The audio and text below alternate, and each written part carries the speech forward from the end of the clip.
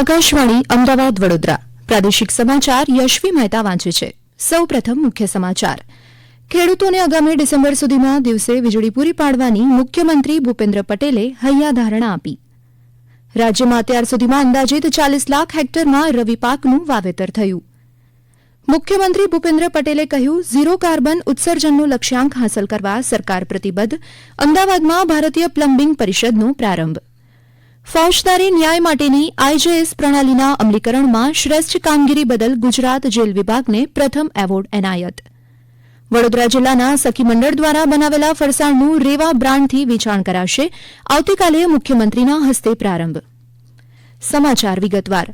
મુખ્યમંત્રી ભૂપેન્દ્ર પટેલે આગામી ડિસેમ્બર સુધીમાં ખેડૂતોને દિવસે વીજળી આપવા માટે જરૂરી પગલાં લેવા ઉર્જામંત્રી કનુભાઈ દેસાઈને સૂચન કર્યું છે. અરવલ્લી જિલ્લાના મોડાસામાં 275 કરોડના વિકાસલક્ષી યોજનાના ખાતમુહૂર્ત અને લોકાર્પણ બાદ સંબોધન કરતા શ્રી પટેલે રાજ્યના તમામ જિલ્લાના વિકાસ માટે સરકાર પ્રતિબદ્ધ હોવાનું જણાવ્યું હતું.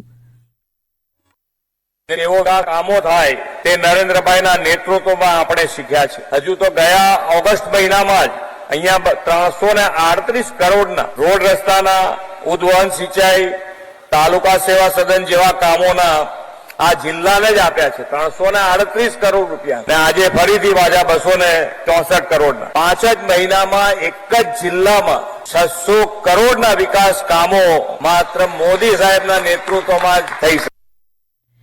અમારા અરવલ્લી જિલ્લાના પ્રતિનિધિ અંકિત ચૌહાણ જણાવે છે કે આ વિકાસ કામોમાં સૂર્યોદય યોજના બીજા તબક્કા માટે substation, Modasa Rajendranagar state highway, તળાવો ભરવા માટે સિંચાઈ યોજનાઓ, મોડાસા નગરપાલિકા વિસ્તારમાં ભૂગર્ભ ગટર યોજનાના રીસર્ફેસિંગના કામ, નવનિર્મિત 12 આંગણવાડી કેન્દ્ર, દનસુરા ખાતે તૈયાર થયેલ વીજ વિભાગની પેટા કચેરી સહિતના વિકાસલક્ષી કાર્યોનો સમાવેશ થાય છે. સમગ્ર રાજ્યમાં અત્યાર સુધીમાં અંદાજિત 41 લાખ હેક્ટર વિસ્તારમાં રવિ પાકનું વાવેતર થયું છે. કૃષિમંત્રી રાઘવજી પટેલે જણાવ્યું હતું કે રાજ્યમાં અત્યાર સુધીમાં અંદાજિત 11 લાખ હેક્ટરમાં ઘઉંનું વાવેતર નોંધાયું છે. એવી જ રીતે અંદાજિત 6 લાખ હેક્ટર જમીનમાં ચણાનું, જ્યારે અંદાજિત 3 લાખ હેક્ટર વિસ્તારમાં રાઈનું વાવેતર નોંધાયું છે. શ્રી પટેલે ઉમેર્યું કે રવિ પાકનું સૌથી વધુ 17 લાખ હેક્ટર વિસ્તારમાં વાવેતર સૌરાષ્ટ્ર ઝોનમાં થયું છે. કચ્છ અને ઉત્તર ગુજરાત ઝોનના જિલ્લામાં 14 લાખ હેક્ટરમાં, મધ્ય ગુજરાત ઝોનના જિલ્લામાં અંદાજિત 8 લાખ હેક્ટરમાં અને દક્ષિણ ગુજરાત ઝોનના જિલ્લામાં 3 લાખ હેક્ટરમાં રવિ પાકનું વાવેતર નોંધાયું છે. મુખ્યમંત્રી ભૂપેન્દ્ર પટેલે આજે અમદાવાદમાં 29મી ભારતીય પ્લમ્બિંગ પરિષદનો પ્રારંભ કરાવ્યો છે. આ પ્રસંગે સંબોધન કરતા મુખ્યમંત્રીએ પાણીનું એક પણ ટીપું વ્યય ન થાય અને ઉપલબ્ધ પાણીનો વિવેકપૂર્વક ઉપયોગ થાય તે સુનિશ્ચિત કરવાની જવાબદારી બિલ્ડર્સ, ઉદ્યોગકારો અને પ્લમ્બિંગ સેક્ટર સાથે સંકળાયેલા વેપારીઓની સૌની હોવાનું જણાવ્યું. તેમણે કહ્યું કે નળમાંથી ટપકતા એક એક ટીપાને અટકાવીને વર્ષે દિવસે હજારો લીટર પાણી બચાવી શકાય છે. ઝીરો કાર્બન ઉત્સર્જનનો લક્ષ્યાંક હાંસલ કરવાની સરકારની પ્રતિબદ્ધતા દોહરાવતા મુખ્યમંત્રીએ કહ્યું કે મિશન લાઇફ સંકલ્પનાથી પ્રધાનમંત્રીએ રોજબરોજના જીવનમાં પાણી, વીજળી બચાવવા, પર્યાવરણ જાળવવાની શીખ આપી છે. વાયબ્રન્ટ ગુજરાત વૈશ્વિક રોકાણ પરિષદના ઉપલક્ષ્યમાં ભરૂચમાં 23 ડિસેમ્બર શનિવારના રોજ કેમિકલ અને પેટ્રોકેમિકલ વિષય પર સેમિનાર યોજાશે. મુખ્યમંત્રી ભૂપેન્દ્ર પટેલ અને કેન્દ્રીય આરોગ્યમંત્રી મનસુખ માંડવિયા આ કાર્યક્રમમાં ઉપસ્થિત રહેશે. આ સેમિનારનો ઉદ્દેશ્ય ઉદ્યોગ ક્ષેત્રના આગેવાન અને સંશોધકોને આર્થિક અને વ્યાપારી તકનું પ્રદર્શન કરવા માટે એક મંચ પૂરો પાડવાનો છે. આ અંગે આજે ગાંધીનગરમાં પત્રકારોને માહિતી આપતા મુખ્યમંત્રીના અધિક મુખ્ય સચિવ પંકજ જોશીએ જણાવ્યું કે આ કાર્યક્રમમાં કેમિકલ ક્ષેત્રે 34,733 કરોડ રૂપિયાના પ્રસ્તાવિત રોકાણ કરવામાં આવશે. આ ટેકનિકલ 3 વિષય ઉપર આધારિત છે. વિષય 1 ગુજરાત 2047 સસ્ટેનેબલ કેમિકલ્સ અને પેટ્રોકેમિકલ્સ ઉદ્યોગનું ભવિષ્ય ચાર્ટિંગ. બીજો વિષય છે તકનીકી વિનિમય માટે વૈશ્વિક ભાગીદારી અને ત્રીજો વિષય છે નિકાસ સંભવિત અને આંતરરાષ્ટ્રીય બજાર વ્યૂહરચનાઓ. મિત્રો, વાઇબ્રન્ટ સમિટ જે કેમિકલ અને પેટ્રોકેમિકલ ઉપર કેન્દ્રિત છે, ટેકનોલોજીની સીમાઓને આગળ ધપાવવા માટે એક મંચ તૈયાર કરવામાં આવ્યું છે. આ ક્ષેત્રને વધુને વધુ વિકાસ માટે પોલિસી મેકર, સંશોધકો, એકેડેમિશિયન્સ અને આ ઉદ્યોગના નિષ્ણાંતોને એક સાથે લાવી વિચારોના આદાન પ્રદાન અને સહયોગને પ્રોત્સાહન આપવા જઈ રહ્યું છે, જે થકી આ અમૃતકાળમાં વેપાર અને રોજગારની વધુ તકો સર્જાશે, જેના થકી વિકસિત ભારત 2047 સ્વપ્ન સાકાર થશે. આ સમાચાર આપ આકાશવાણીના અમદાવાદ વડોદરા કેન્દ્ર પરથી સાંભળી રહ્યા છો. વધુ સમાચાર આપ અમારી વેબસાઇટ newsonair.gov.in/ગુજરાતી પર વાંચી શકશો. ગુજરાત જેલ વિભાગને good practices on crime criminal tracking and network સિસ્ટમમાં વિશેષ સિદ્ધિ પ્રાપ્ત થઈ છે. ઇન્ટર ઓપરેબલ ક્રિમિનલ જસ્ટિસ સિસ્ટમના અમલીકરણ અને રેન્કિંગમાં પ્રિઝન કેટેગરીમાં ગુજરાત જેલ વિભાગને પ્રથમ એવોર્ડ એનાયત કરવામાં આવ્યો છે, જ્યારે આ જ કેટેગરીમાં દ્વિતીય ક્રમે મધ્યપ્રદેશ અને તૃતીય ક્રમે દિલ્હી રહ્યું છે.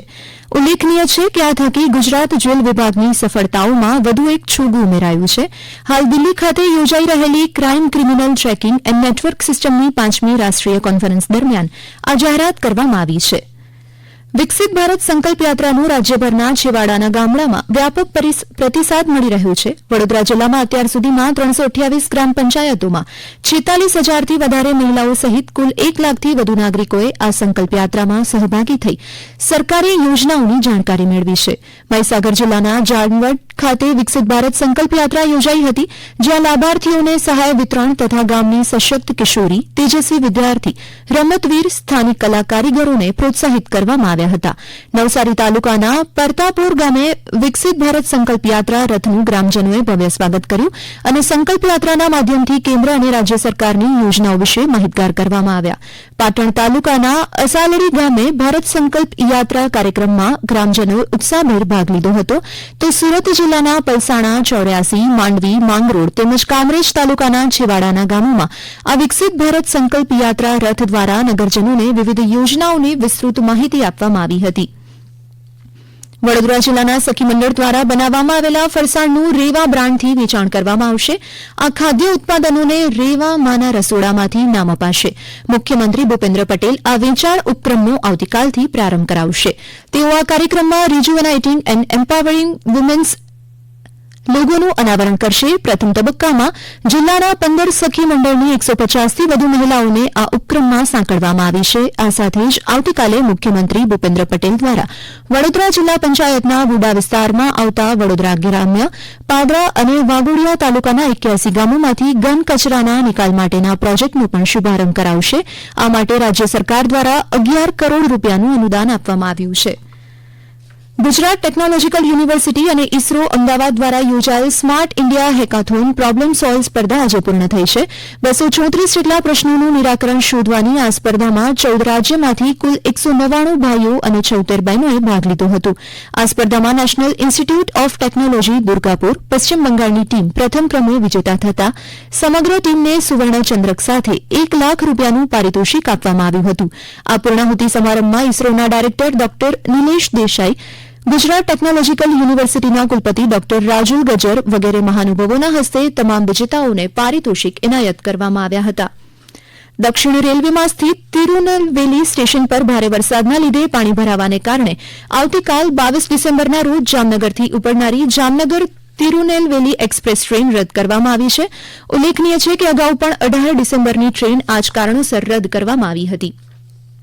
વનરક્ષક વર્ગ 3ની ભરતી પરીક્ષાની આગળની કામગીરી ગુજરાત ગૌણ સેવા પસંદગી મંડળને સોંપવામાં આવી છે. પર્યાવરણ મંત્રી મુળુભાઈ બેરાએ ઉમેદવારોને તમામ જાણકારી અને સૂચનો માટે વેબસાઇટ gssb.gujarat.gov.in ચકાસવા માટે જણાવ્યું છે. અંતમાં મુખ્ય સમાચાર ફરી એકવાર. ખેડૂતોને આગામી ડિસેમ્બર સુધીમાં દિવસે વીજળી પૂરી પાડવાની મુખ્યમંત્રી ભૂપેન્દ્ર પટેલે હૈયાધારણા આપી. રાજ્યમાં અત્યાર સુધીમાં અંદાજિત 40 લાખ હેક્ટરમાં રવિ પાકનું વાવેતર થયું. મુખ્યમંત્રી ભૂપેન્દ્ર પટેલે કહ્યું, ઝીરો કાર્બન ઉત્સર્જનનો લક્ષ્યાંક હાંસલ કરવા સરકાર પ્રતિબદ્ધ. અમદાવાદમાં ભારતીય પ્લમ્બિંગ પરિષદનો પ્રારંભ. ફોજદારી ન્યાય માટેની આઈજેસ પ્રણાલીના અમલીકરણમાં શ્રેષ્ઠ કામગીરી બદલ ગુજરાત જેલ વિભાગને પ્રથમ એવોર્ડ એનાયત. અને વડોદરા જિલ્લાના સખી મંડળો દ્વારા બનાવેલા ફરસાણનું રેવા બ્રાન્ડથી વેચાણ કરાશે. આવતીકાલે મુખ્યમંત્રીના હસ્તે પ્રારંભ. આ સાથે જ આકાશવાણીના અમદાવાદ વડોદરા કેન્દ્ર પરથી પ્રાદેશિક સમાચાર પૂરા થયા.